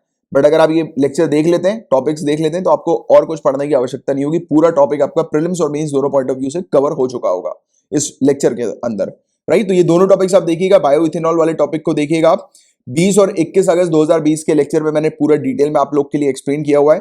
आपको सिंपली YouTube के सर्च कॉलम पर 20 एंड 21 अगस्त 2020 एज इट इज जैसा यहाँ पे लिखा हुआ है ना, वैसा आप YouTube के सर्च कॉलम पे लिख दीजिएगा और उसके आगे मेरा नाम लिख देना। आपकी सर्च लिस्ट पे जो भी पहला वीडियो आएगा वो अपना यही वाला होगा। इस वीडियो के आप जाइएगा 1 घंटा 1 मिनट 57 सेकंड पे, तो आपको ये टॉपिक मिल जाएगा, या 1 घंटा 2 मिनट पे आप जाइएगा, आपको ये टॉपिक ओपन होके मिल जाएगा। ठीक है, तो इसको देख लीजिएगा आप। और जिन भी स्टूडेंट्स के पास इस लेक्चर की PDF आती है, आपको सिंपली यहाँ पर क्लिक करना है, इस नंबर पर आपके सामने जो है वो टॉपिक खुल जाएगा इस प्रकार से। ये लिंक जो है उसमें मैंने अटैच की हुई है आप लोगों के लिए, राइट। तो इसको देख लीजिएगा आप। उसके बाद फिर ये 13 अगस्त वाला वीडियो भी देख लेना, तो पूरा आपका बायो इथेनॉल से रिलेटेड पूरे कंसेप्ट जो है वो क्लियर हो जाएंगे, कवर हो जाएंगे, राइट। तो ये चीज हम लोग को देखने को मिलती है। इसके अलावा एक बेसिक फैक्ट मैं आपको अभी बता ही देता हूं कि हमारी जो करंट परमिसिबल लेवल है ब्लेंडिंग का, यानी कि हम लोग पेट्रोलियम के साथ कितना मिक्स कर सकते हैं, कितने परसेंटेज तक इथेनॉल को पेट्रोलियम के साथ मिक्स कर सकते हैं, तो वो 10% है। 10% इथेनॉल को हम लोग अपनी पेट्रोलियम के साथ मिक्स कर सकते हैं, तो ये परमिसिबल लेवल है ब्लेंडिंग का। बट इंडिया ने 2019 में 5.6% ही सिर्फ रीच हुई है, यानी कि अचीव किया है, यानी कि हम लोगों ने सिर्फ 5.6% ही मिक्स किया है पेट्रोलियम में इथेनॉल को, राइट। तो ये वाली चीज है। और बाकी इसके चैलेंजेस भी बहुत सारे हैं, जैसे कि बहुत एक मेन चैलेंज जो है वो कंपैटिबिलिटी ऑफ व्हीकल, गाड़ियों की कंपैटिबिलिटी। जैसे गाइस डीजल की गाड़ी अलग होती है, पेट्रोल की गाड़ी अलग होती है। आप पेट्रोल की गाड़ी में डीजल डालोगे तो जो है वो गाड़ी पेट्रोल वाली जो है वो सीज हो जाएगी। सेम वाइस वर्सा, अगर आप डीजल वाली गाड़ी में पेट्रोल डालोगे तो वो डीजल वाली गाड़ी का इंजन जो है वो सीज हो जाएगा, राइट, चलेगा नहीं फिर, राइट, काम का नहीं बचेगा। तो गाड़ी का इंजन जो है वो कुछ इस प्रकार से डिजाइन होता है कि उसको किस तरीके का फ्यूल जो है वो चाहिए चलने के लिए। अब हमारी गाड़ी के इंजन इस प्रकार से डिजाइन नहीं कि उसमें ये इथेनॉल को या बायोफ्यूल को वो एक्सेप्ट कर लें। तो इसके लिए गाड़ियों के मैन्युफैक्चरर जो है उनको गाड़ियों में चेंजेस लाने की आवश्यकता है, अगर हमें E20 फ्यूल को मतलब अपनी कंट्री में एक्सेप्ट करना है और उसको चलाना है। तो ये एक बहुत ही बड़ा चैलेंज है। और बाकी इथेनॉल क्या होता है और पूरी चीज जो है इस टॉपिक से रिलेटेड यहाँ पर पूरे नोट्स हालांकि मैंने आपको दिए हुए हैं, बट मैंने पूरी चीज आपको एक्सप्लेन करी है, वो भी काफी डिटेल में। यहाँ पर तो शॉर्ट में चीजें लिखी हुई हैं, बट आप ये वाले 2 टॉपिक्स आप देख लेंगे तो पूरी चीज आपको क्रिस्टल क्लियर हो जाएगी। Got it. आगे की बात करें गाइज, यहाँ पर बैड बैंक क्या होता है इस चीज को अपन समझेंगे। अभी क्या हो रहा है कि सरकार वेरियस ऑप्शंस जो है वो एक्सप्लोर कर रही है, चेक कर रही है कि किस प्रकार से बैंकिंग सेक्टर के हेल्थ को इंप्रूव किया जा सके। जैसे कि आप लोग को गाइस ऑलरेडी आइडिया है ही, और अपन भी कई बार डिस्कस कर चुके हैं कि हमारे यहाँ पे बैंकिंग सेक्टर जो है वो काफी टाइट पोजीशन पर हम लोग को नजर आ रहा है, क्योंकि उसके पास काफी ज्यादा NPA हो गए, नॉन परफॉर्मिंग एसेट हो गए। अब ये नॉन परफॉर्मिंग एसेट क्या होता है, तो सिंपल सी चीज है, जैसे कि एक व्यक्ति ने बैंक से लोन लिया और वो उसने बैंक को लोन रीपे नहीं किया, तो बैंक क्या करती है, उसकी प्रॉपर्टी जब्त कर लेती है। बट कई बार बैंक को भी बहुत प्रॉब्लम्स आती है प्रॉपर्टी को बेचने में, क्योंकि कई बार ऐसी प्रॉपर्टी होती है कि वो ऑन पेपर तो उसकी वैल्यू अच्छी है, बट मार्केट के अंदर कोई उसको खरीदने वाला नहीं होता, और नहीं खरीदने के वेरियस कारण होते हैं। जैसे कि अगर घर को लेकर देखो आप, जैसे कि आप जानते हो कि कई बार घर की दिशा वगैरह जो होती है, या आजकल तो लोग वास्तु वगैरह को बहुत मानते हैं, तो उसके अकॉर्डिंग भी कई बार घर वगैरह बिकते नहीं है, राइट। तो ऐसी जो प्रॉपर्टी अगर बैंक के पास चली गई, तब क्या होगा कि ऑन पेपर तो उस प्रॉपर्टी की वैल्यू अच्छी है, right, on record register record के अकॉर्डिंग, उस या सरकारी रिकॉर्ड आप कह सकते हो, उसके अकॉर्डिंग बैंक की वो जो प्रॉपर्टी की वैल्यू जो है वो काफी अच्छी है, बट मार्केट में उसको परचेज करने वाला नहीं है। अगर जो मार्केट में जो लोग रेट लगाते हैं वो जो प्रॉपर्टी की कीमत है उससे काफी कम लगाते हैं, तो अंडर वैल्यू वाली प्रॉपर्टी की कीमत आती है, राइट, यानी कि जो प्रॉपर्टी की एग्जैक्ट वैल्यू उसके नीचे आने लगती है। तो कहीं ना कहीं बैंक को तो ऑब्वियस ही बात है, एक तो घाटा हुआ ही हुआ कि सामने वाले ने लोन लेकर लोन रिपे नहीं किया, दूसरी बात प्रॉपर्टी फंसी हुई है, प्रॉपर्टी बिक नहीं रही है। तो बैंक क्या होती है, काफी टाइट पोजीशन पे चली जाती है। इस समय बैंक के प्रॉफिट्स वगैरह जो होते हैं वो काफी कम होने लगते हैं, इवन बैंक लॉसेस में चली जाती है। क्योंकि बैंक की रिस्पॉन्सिबिलिटी क्या है, बैंक के अंदर जिन लोगों ने पैसा डिपॉजिट किया है उनका पैसा उनको देना है, विद इंटरेस्ट रिटर्न करना है, यानी कि जो भी इंटरेस्ट होता है सेविंग अकाउंट का बैंक वगैरह के अंदर, राइट, तो वो तो उनको रिटर्न करना ही करना है, तो वो तो बैंक की रिस्पॉन्सिबिलिटी है। और दूसरी बात, इन्हीं पैसों से यानी कि डिपॉजिटर के पैसों से ही तो बैंक लोन देती है ना, और वो लोन जब वापस नहीं आता है तो बैंक उनके एसेट्स वगैरह, उनकी प्रॉपर्टी वगैरह सेल आउट करने पर काम करती है। फिर जब सेल आउट करने पर विचार करती है तब देखती है कि मार्केट में तो उसकी वैल्यू है ही नहीं, कोई खरीदने वाला है ही नहीं, तो बैंक कितने प्रेशर में आ जाती है। तो यही चीजें हमारी कंट्री के अंदर जो आज की डेट में बैंक फेस कर रही हैं, और इसी कंडीशन से बाहर निकालने के लिए सरकार आज की डेट में वेरियस ऑप्शंस जो है वो एक्सप्लोर कर रही है, जिसमें एक ऑप्शन बैड बैंक का भी है कि बैड बैंक सेटअप किए जाएंगे। और इस चीज के बारे में इकोनॉमिक अफेयर्स सेक्रेटरी तरुण बाजपेयी जी ने बताया है अभी रिसेंटली।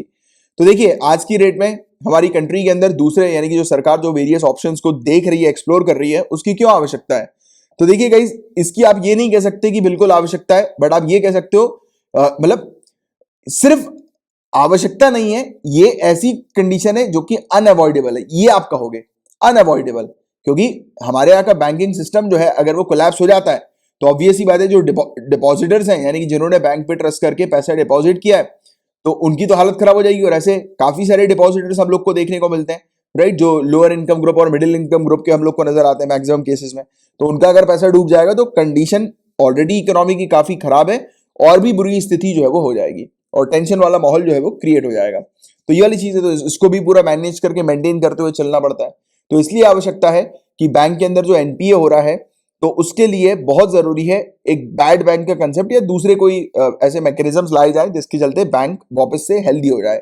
बट यहां पर बैड बैंक्स की अपन स्पेशली बात करेंगे। तो बैड बैंक्स क्या होते हैं गाइस? तो ये एक प्रकार के बैंक होते हैं जो कि सेटअप किए जाते हैं बैड लोन्स को परचेज करने के लिए। जैसे कि बैंक ने वही सेम चीज, बैंक ने लोन दिया, लोन देने पर बैंक ने प्रॉपर्टी अपनी रखवाई, राइट, बट बाद में आके सामने वाले व्यक्ति ने लोन रिपे नहीं किया। फिर बैंक ने जब प्रॉपर्टी बेचना चाहा तब बैंक को समझ में आया कि अरे यार ये तो वास्तु नक्षत्र के हिसाब से खराब है, इसको तो कोई परचेज ही नहीं कर रहा है, इसकी वो जो वैल्यू जो मिलनी चाहिए, यानी कि जो बैंक ने जो लोन दिया था, जितना लोन दिया था प्रिंसिपल अमाउंट, उतना भी नहीं मिल पा रहा है। तो क्या होता है कि ऐसी चीजों को, ऐसे एसेट्स को या फिर ऐसे इनलिक्विड होल्डिंग्स को, यानी कि जिस पर जल्दी इन कैश जो है वो या फिर लिक्विडिटी जो है वो जिस पर नहीं मिल पा रही बैंक को, यानी कि कैश नहीं मिल पा रहा, राइट, हार्ड कैश नहीं मिल पा रहा बैंक को जिस एसेट पर, तो ऐसे एसेट, ऐसे लोन जो है वो बैड बैंक्स परचेज करेगी। तो ये चीज हम लोग को देखने को मिलती है। और जो भी एंटिटी है जो कि significant non performing asset hold कर रही है, यानी कि बैंक्स के पास जो भी नॉन परफॉर्मिंग एसेट है, तो ये banks non performing asset bad banks को सेल करती हैं। बट ये देखिए, मार्केट प्राइस पे सेल किया जाता है, होती सेम चीज है, बट बैंक को मिल जाता है एक बायर, राइट। अब बैंक को बायर्स ढूंढने की आवश्यकता नहीं होती बैड बैंक्स में, बैंक को मिल जाएगा डायरेक्टली बायर। बट ये बैड बैंक जो है, ये बैंक के जो एसेट्स होते हैं नॉन परफॉर्मिंग एसेट, वो मार्केट प्राइस में परचेज करते हैं। इससे कहीं ना कहीं बैंक को लॉस तो होता ही होता है, बट उनकी बैलेंस शीट जो होती है वो क्लियर हो जाती है, जिसके चलते वो एनपीए नहीं रहती है बैंक। और बैंक जब एनपीए नहीं रहेगी तो उसके काफी सारे बेनिफिट्स वगैरह भी होते हैं, जिसके बारे में मैं भी आपको बताऊंगा। इसमें सबसे बड़ा बेनिफिट है कि बैंक के अंदर इन्वेस्टर्स काफी ज्यादा आ जाते हैं, बैंक अपनी कैपिटल जो है वो रेस कर जाती है, राइट। तो ये वाली चीज है।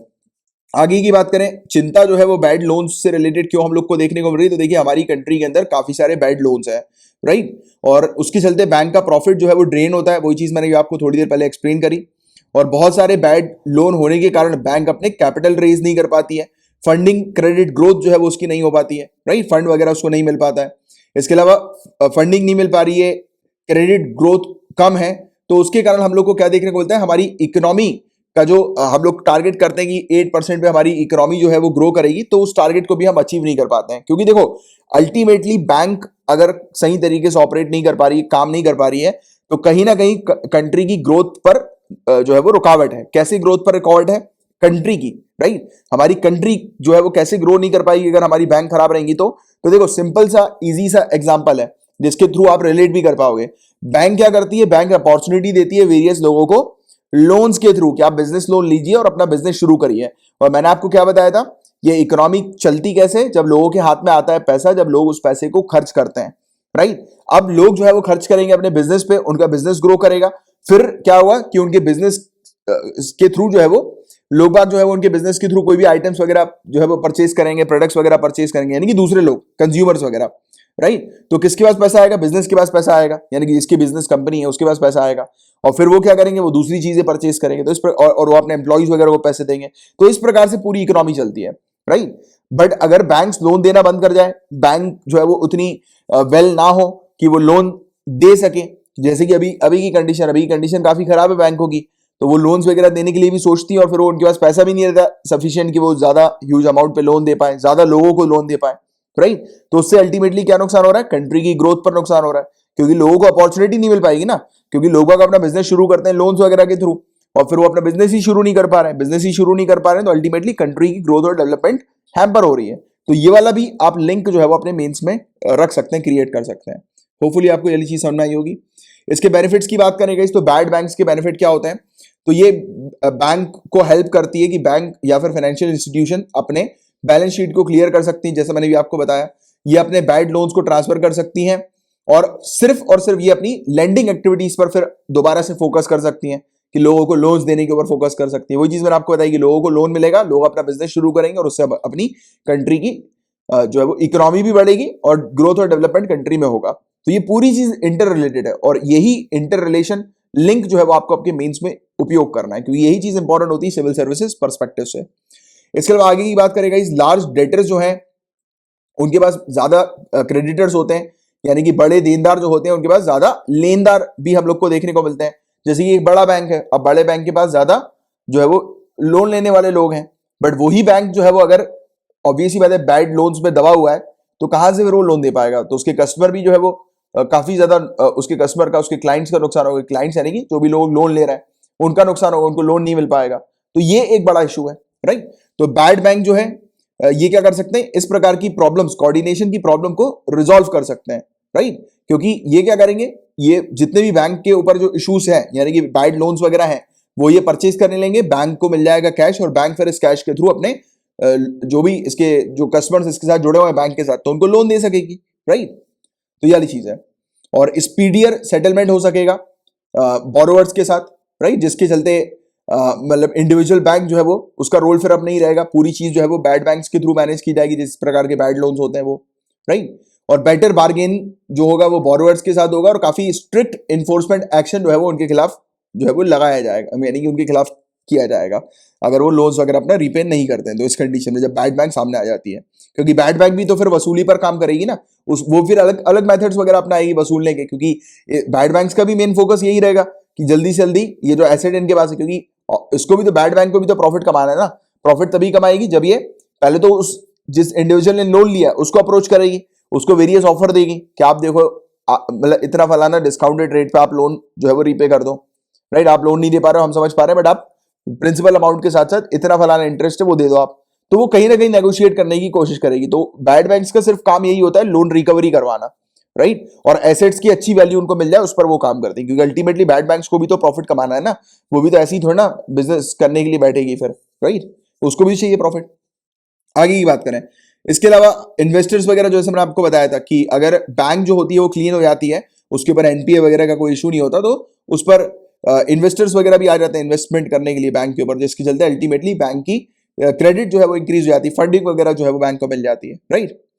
अब देखिए इसके डीमेरिट्स की अगर हम लोग बात करें, इसकी चिंताओं की बात करें हम लोग, राइट, तो देखो चिंता हम लोग को ये चीज इसमें देखने को मिलती है कि बैंक्स जब अपने बैड लोन्स सेल आउट करती है तब उस समय वो हेयर कट करवाती है। Hair cut in the sense उसका लॉस होता ही होता है प्रॉफिट में, राइट। कैसे लॉस होगा वो मैंने अभी आपको थोड़ी देर पहले बताया था कि मार्केट प्राइस पर ये बैड बैंक्स जो है वो बैड लोन्स को परचेज करती हैं ओरिजिनल बैंक से, राइट, मार्केट प्राइस पर।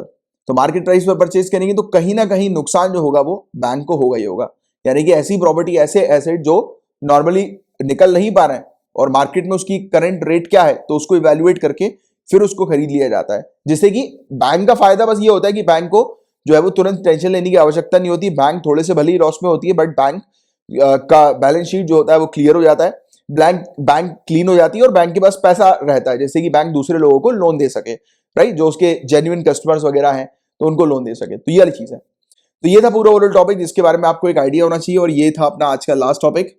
और मैंने आपको जितने भी टॉपिक्स पढ़ाए अगर आपको अच्छे से क्लियर हो गए हैं, दिमाग में बैठ गए हैं गाइस, तो लाइक का बटन हिट किए बगैर मत जाइएगा। नए आए हैं आप तो चैनल को सब्सक्राइब जरूर कीजिएगा, बेल आइकन पे हिट कीजिएगा, और गाइस लेक्चर को शेयर करते रहिएगा। और मंथली पीडीएफ पेड पैकेज अगर आपको चाहिए तो इसकी फीस 100 रुपीज पर मंथ की है, जिसमें आपको डेली लेक्चर्स की पीडीएफ मिलती है, हैंड आउट नोट्स प्रोवाइड किए जाते हैं, वीकली कंपाइलेशन आपको मिलता है, रिवीजन के लिए आपको मंथली मैगजीन मिलती है, और कॉम्प्लीमेंट्री में आपको मिनिमम 150 क्वेश्चंस प्रोवाइड कराता हूं जो कि सिविल सर्विसेज एग्जामिनेशन के पैटर्न पर होते हैं।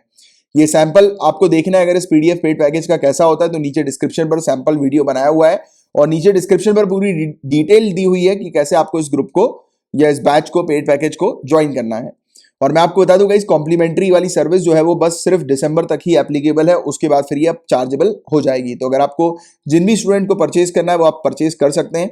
इवन आप चाहें तो पूरे 2021 यानी कि पूरे साल के लिए भी परचेज कर सकते हैं, क्योंकि काफी सारे मेरे स्टूडेंट ने पूरे साल के लिए जो है वो परचेज किया हुआ है। तो आप चाहें तो आप भी जो है ये चीज कर सकते हैं, जिससे कि आपको ये कॉम्प्लीमेंट्री मंथली एमसीक्यू मिलती रहे, इस पर कोई भी आपको चार्ज एक्स्ट्रा ना देना पड़े, राइट, क्योंकि जनवरी से इस पर एक कुछ चार्ज जो है वो लगेगा अलग से, तो उसके बारे में मैं आपको जनवरी में अपडेट करूंगा या कुछ दिनों के बाद अपडेट कर दूंगा। और गाइज अगर आप फेसबुक पर हैं तो आप मुझे मेरा नाम सर्च करके मुझे ऐड कर सकते हैं, और आपको कुछ भी पूछना है करंट अफेयर से रिलेटेड या पेड पैकेज से रिलेटेड, आप मुझे फेसबुक पर मैसेज करके पूछ सकते हैं। और यदि आपके पास फेसबुक नहीं है तो मेरा ये नंबर सेव कर लीजिएगा, 97132828 नंबर है मेरा। याद रहे इस नंबर पर आपको कॉल नहीं करना है, कॉल अटेंड नहीं किए जाएंगे। आप एसएमएस के थ्रू या टेलीग्राम पर मैसेज करके मुझसे अगेन जो भी आपको पूछना है आप पूछ सकते हैं, राइट। तो चलो अब अपन मिलेंगे कल, तब तक के लिए bye bye, take care, have a great day ahead, Tata.